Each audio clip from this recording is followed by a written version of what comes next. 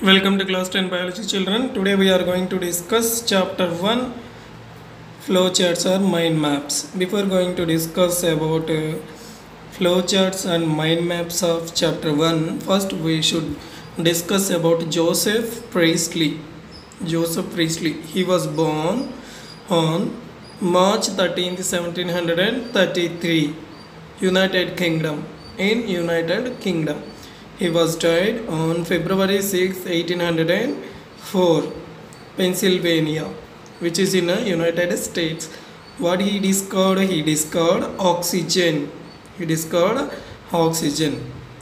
Let us see his books, experiments and observations on different kinds of air. He wrote a book. That book was named as Experiments and Observations on Different Kinds of Air. Now we are going to see the mind maps of chapter 1. In our next class we will observe chapter 2 mind maps.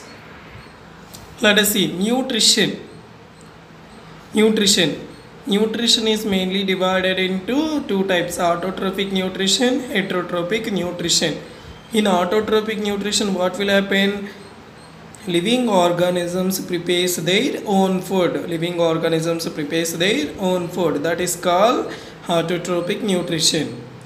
Heterotrophic nutrition depends on other organisms for their food. Heterotrophs depends on other organisms for their food. Let us see autotrophs. Autotrophs are divided into two types: photoautotrophic nutrition and chemoautotrophic nutrition. Let us see photoautotrophic nutrition. In presence of light. In presence of light means by using sunlight, what will happen? Plants and some cyanobacteria, blue-green algae, they prepare food materials by their own. That type of nutrition is called photoautotrophic nutrition. Photo means sunlight, auto means by their own they can prepare food materials. So that type of nutrition is called photoautotrophic nutrition. Let us see chemoautotrophic nutrition. So in chemoautotrophic nutrition also, living organisms manufactures food materials by their own. Here in presence of chemicals but not in presence of sunlight. In chemoautotrophic nutrition, here there is no need of sunlight. There is a chance to see the presence of chemicals. Example, purple sulfur bacteria. C.B. Van conducted several experiments on purple sulfur bacteria. So that bacteria, purple sulfur bacteria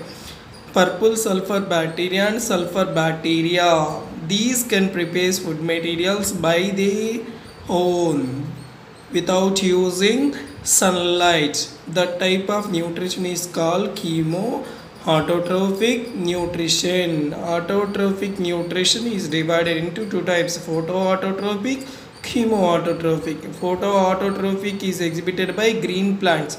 Chemoautotrophic is exhibited by purple sulfur bacteria and sulfur bacteria. In photoautotrophic nutrition, sunlight is useful. In chemoautotrophic nutrition, no need of sunlight. It uses chemicals. Let us come to heterotrophic nutrition. In heterotrophic nutrition, the living organisms depends on other organisms for their food materials. Let us see saprophytic, holozoic, parasitic nutritions. How many types? Three types: saprophytic, holozoic, parasitic nutrition. Saprophytic nutrition, example fungi. Do you know mushrooms? Examples. Where do they live? They live on dead bodies of animals or decaying parts of waste materials or excreta, and the dead bodies of plants also they will observable. Next, holozoic nutrition, example animals. We know we have different kinds of animals in and around us, so these all they can show holozoic nutrition. Parasitic nutrition, example cuscuta and leech. Already we discussed about cuscuta or dodder plants. It collects nutrients. Nutrients means some useful materials and also water and minerals from other plants. That type of nutrition we call as parasitic nutrition. Leech means jalaga. So it also collects food materials from other living organisms. So nutrition divided into two types: autotrophic, heterotrophic. Autotrophic divided into two types: photoautotrophic, chemoautotrophic. Heterotrophic nutrition divided into three types: saprophytic, holozoic and parasitic nutritions. So this is about nutrition. Let us see nutrition in human beings. Nutrition in human beings. Here, in case of human beings, functioning of digestive system, diseases due to malnutrition, next vitamin deficiency diseases we need to discuss. So functioning of digestive system. Here in functioning of digestive system, ingestion is the first step. Ingestion means taking of food materials into our internal system is called ingestion. Next, ingestion after what will happen? Digestion of the food materials. Digestion after absorption. Absorption can be done. Absorption after waste materials should be defecated. That is called defecation. So in the functions of digestive system, ingestion, digestion, absorption and defecations, these are very important subtopics. Next, diseases due to malnutrition. So here, because of the malnutrition, because of the lack of nutrients in our diet, there is a chance to see two diseases. One is Kwashiorkor disease, next one is marasmus disease. Already we discussed. Kwashiorkor disease is caused by protein malnutrition. Marasmus disease is caused by both protein and calorie malnutrition. Let us see vitamin deficiency diseases. Vitamins classification already we have seen in our previous classes. Water soluble vitamins, fat soluble vitamins. Let us see one more time. Here vitamin A. Next, vitamin A means it is a retinol. It causes eye skin diseases. Because of the lack of vitamin A in our diet, we will get eye problems and also skin problems. Next, B1, thiamine. Because of the lack of B1, we will get a beriberi disease. Next, B2, riboflavin. Riboflavin deficiency in our diet causes glossitis, red tongue or sore tongue, this disease. Next, B3, niacin. Niacin causes pellagra, deficiency of niacin in our food materials, which causes pellagra disease. In this pellagra disease, we can see rashes on our skin. Next, B6, pyridoxine. Anemia, it causes anemia. Deficiency of B6 causes anemia. B12, cyanocobalamin, it causes pernicious anemia. B12, cyanocobalamin, it causes pernicious anemia. B9, folic acid, it causes anemia. Here, if you observe folic acid, it causes anemia. Next, B6, it also causes anemia. Next, B12, it also causes anemia, but this anemia was named as pernicious anemia. So folic acid B9, next B6, both they causes anemia. B12 causes pernicious anemia. Pantothenic acid, it causes burning feet syndrome or burning feet disease. అంటే అరికాలలో మంటలు వస్తాయి అన్నమాట. ఇందువల్ల because of the lack of pantothenic acid. Biotin B7, it causes nervous disorders. B7 vitamin deficiency causes nervous disorders. Vitamin C, it causes scurvy. Which disease? Scurvy. Where do we observe vitamin C? Vitamin C we can see in citrus fruits. Next, vitamin D, it causes rickets. So sunshine vitamin D is also called sunshine vitamin. In presence of sunlight, our body can manufacture vitamin D. That is why this vitamin is also called sunshine vitamin. Next, vitamin E, deficiency causes fertility disorders. Fertility disorders means fertility problems. Next, vitamin K, deficiency of vitamin K causes delayed blood clotting. So blood doesn't coagulate in those persons who are having who doesn't have vitamin K in a sufficient quantity.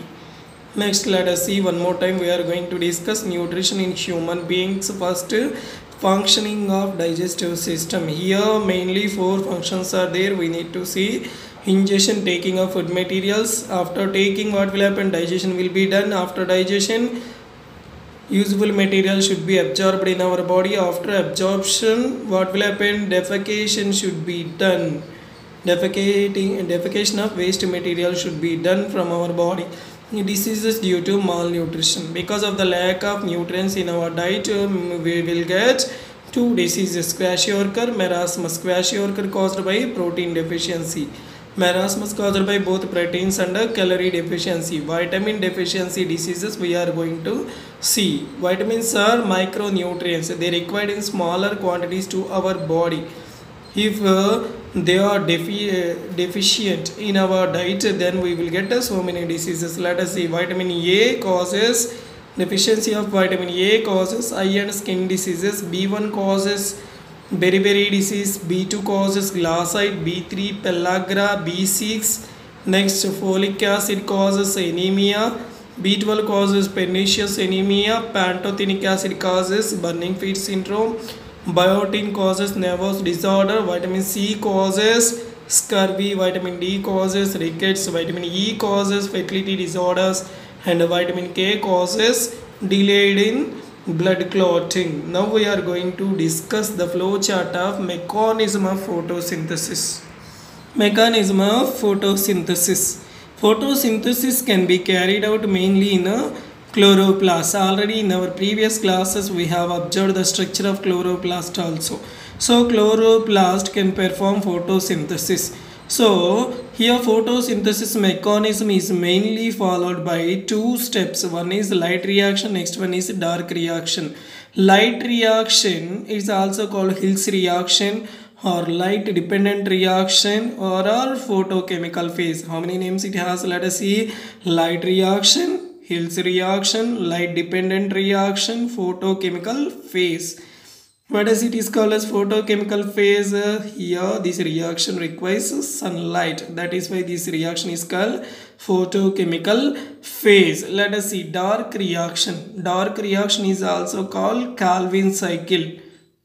What it is called? Calvin cycle. Or it is also called light independent. Light independent means it never depends on light. It never requires light. Even though in the absence of sunlight it can be carried out. That is why this reaction is called light independent reaction.